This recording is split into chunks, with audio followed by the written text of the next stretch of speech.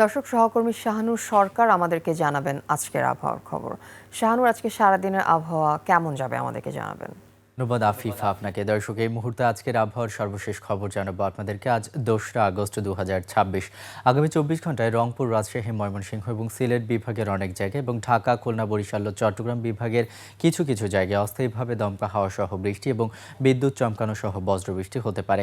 সেই সাথে সারা দেশের কোথাও কোথাও মাঝারি ধরনের ভারী বৃষ্টিপাতের সম্ভাবনা রয়েছে।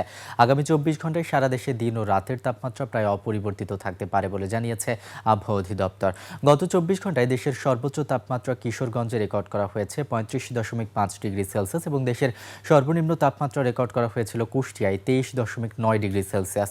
এই মুহূর্তে রাজধানী ঢাকা সহ দেশের বিভিন্ন স্থানে তাপমাত্রার দিকে লক্ষ্য করলে দেখতে পাচ্ছি রাজধানী ঢাকার এই মুহূর্তের গড় তাপমাত্রা রয়েছে 29 ডিগ্রি সেলসিয়াস।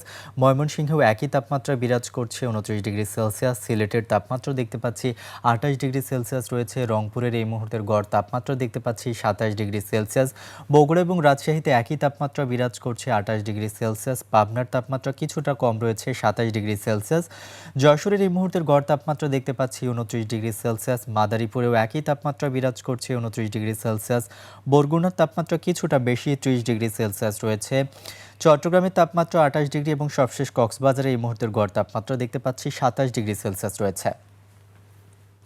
আজ সকাল 6টায় ঢাকার বাতাসের আপেক্ষিক আর্দ্রতা রেকর্ড করা হয়েছে শতকরা 91%। আজ ঢাকায় সূর্যোদয় হয়েছে 5টা 28 মিনিটে এবং আজ ঢাকায় সূর্যাস্ত হবে 6টা 41 মিনিটে। দর্শক, এই ছিল আমার কাছে আগামী 24 ঘন্টার আবহাওয়ার সর্বশেষ তথ্য। চলে যাচ্ছি আফিফার কাছে। আফিফা। শাহানুর, ধন্যবাদ আপনাকে।